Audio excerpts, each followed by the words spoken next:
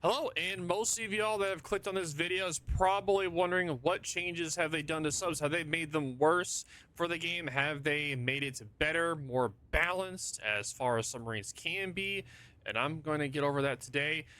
The changes that are going to be coming in 13.2, which is going to be in March, is going to be the changes to the arming distance, as in the amount of damage that submarines can do at a certain distance, and the sonar pings, where when you are pinging as a submarine, it will show the general direction that you are going, which is a great change to be able to tell where a submarine is pinging, which gives us a lot more information for us to be able to actually aim at submarines. Now, as you can see, I am 2.9 kilometers away from this United States. As you can see here, there is a maximum damage range of 2.9 kilometers, which means that if I am shotgunning a ship at 2.9 kilometers in, I am not going to do full damage. I am going to do about a tenth or way less damage than I normally would to any ship that is within. So pretty much as a surface ship, if you are seeing a submarine rushing you, if you go toward it, you could possibly take little damage instead of a full salvo from it by just pushing toward it instead. Now, if you are cutting away from a sub and he is right there with it, he can still do a shotgunning attempt. But as you can see, I am at 3 kilometers now, and as you can tell, the damage has gone pretty much back to normal, to where, so pretty much from 2.9 up to 3.0 to 3.1, the damage goes back to full damage. So pretty much shotgunning has been nerfed to submarines, which we've been asking for absolutely forever. So thank God they finally did. It's about damn time. We've been asking forever for it to be nerfed, and I'm glad they finally did. Now, let me question. They have changed the shotgunning mechanic, which we all hate, and, you know, no one says is an actual thing, right? Now, what about pings? What about submarines that stay further away and ping? Well, they also changed that as well, and if you can see, this is what they did.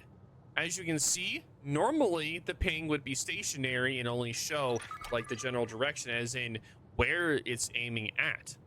Now, as you can see, when I am pinging, it shows the direction the submarine's in. When I'm on the side of it, it shows the ping is going along the straight path. But I'm behind the sub, you can see it's going here as well. Also, when I'm also turning, if you are turning the ship, it also shows a diagonal path, as in it is showing, so pretty much imagine a ship is down here. As you can see, it's doing a more diagonal path, showcasing that I am currently turning the submarine.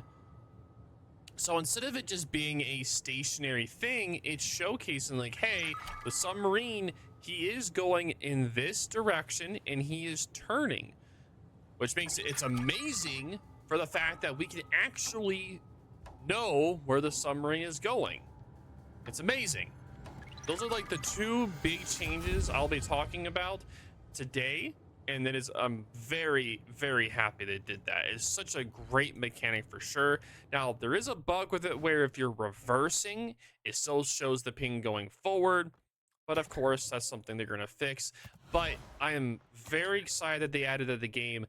We all have known how annoying it is to try to hit accurate hits with ASW planes, or knowing what direction a submarine's going, and a battleship or a cruise or even a DD with how the ping mechanic is currently. But with that new change right there, it now shows us where if a submarine is pinging a lot, normally an inexperienced submarine will do like 3 or 4, even 5 pings. They'll ping forever, and you'll never be able to get an accurate hit on them. Well, now with that, it's going to make it way easier for you to be able to actually counter those submarine players in particular, which is fantastic. It makes it where these monstrosities aren't as easy to play as they were before, which is fantastic for the state of the game currently.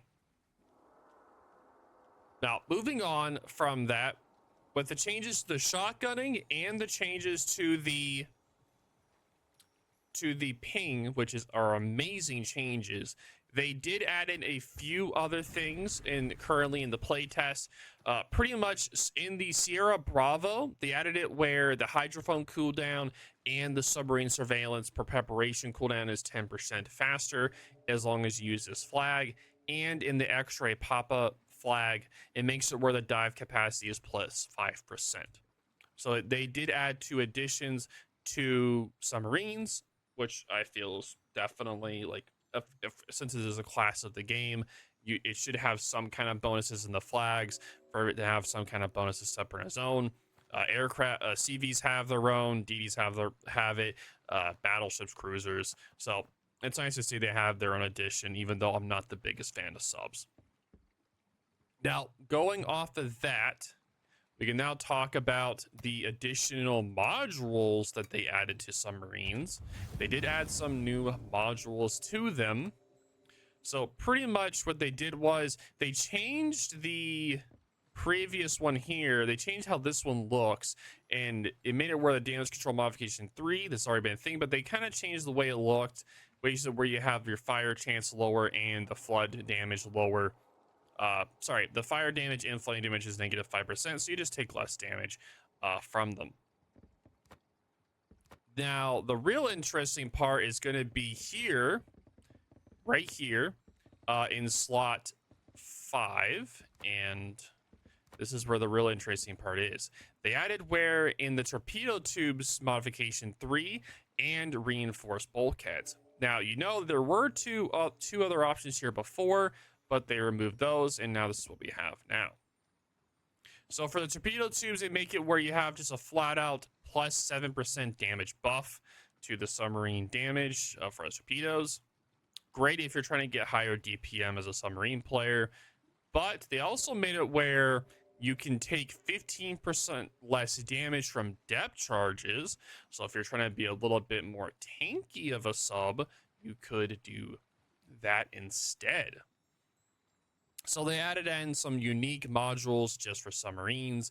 Very unique in that style that they did that. So they added some new changes for subs. They gave us some nerfs with the mechanics, and they also made it where a little bit more buffs depending upon how the submarine player wants to play. So I think that this overall change is great for the overall balance of the game. A lot of submarine matches nowadays is really annoying to try to hit a submarine with the current mechanic of the ping. The ping is nowhere close to the submarine. It's really hard to be able to tell what direction they're going. And with that new, where it tells you the general direction it's going, it's a great change to where it makes it where if someone is using the pings way too much, you can start hitting them a lot easier. Now, that doesn't help you against really good submarine players that don't ping, because ships like Gato or I-56, they don't need to ping to be monstrosities. These things don't need to at all. They don't need to ping. Their torpedoes are great at just being dummy fire torpedoes, where they just fire them like a normal DD, which takes a lot more skill than, say, using the homing all the time. So even though it's like, hey, it fixes one thing, there's the other thing. But at the same time, though, it makes it where they can't just shotgun you from... So pretty much, if a submarine's coming at you, right, a lot of the time, they're going to hit you when you're going broadside or when they're coming at you. Because if you're going away from the sub, those torpedoes are going to be really hard to aim, and a lot of time these submarines can't really keep up with you. The U-45 can only be really quick at 30 to 60 meters, which is great for its homing torps, but if it's trying to do like surface damage, it's not going to be undetectable. It's going to have to ping to be able to get those torps to surface.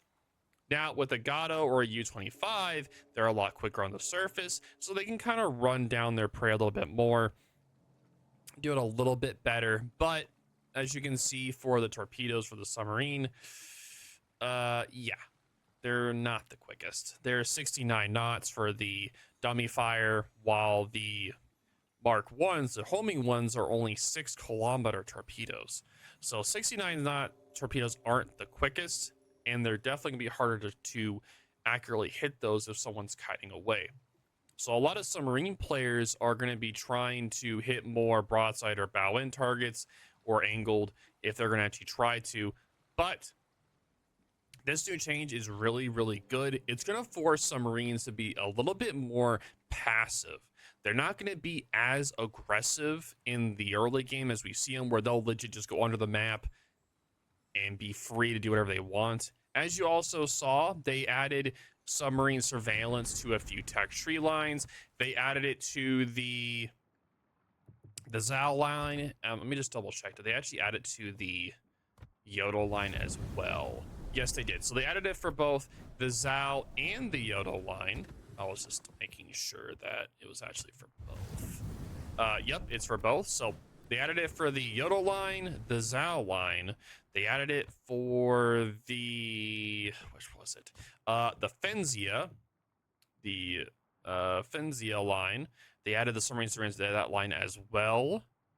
I'm trying to think if there's any other ones. On top of my head, I can't think of it. But if I do miss one, if you guys let me know down in the comments, I'd greatly appreciate that. Oh, wait a minute. Oh, the new Commonwealth line as well will also have it as well. It will also have the new submarine surveillance as well. Of course, I can't show the ship in port or anything like that, but it does let you look at the submarine surveillance here. They do have the submarine surveillance because the Commonwealth, this particular one, was more of a submarine hunter. So they added the traditional submarine surveillance on it so that it can do a little bit more submarine hunting.